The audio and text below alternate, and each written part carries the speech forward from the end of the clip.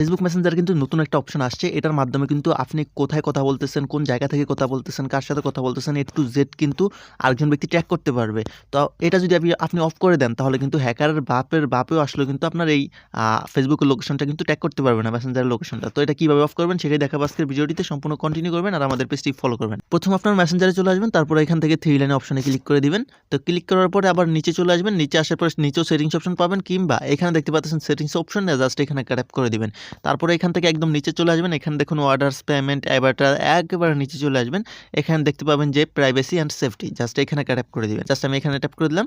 এখানে ট্যাপ করার পরে এখানে দেখুন স্যাপ ওয়েবসাইট ব্রাউজিং, তারপর নিচে একবারে নিচে চলে আসবেন। একবারে নিচে চলে আসার পরে এখানে দেখতে পাচ্ছেন protect IP address in call, just এখানে ট্যাপ করে দিবেন।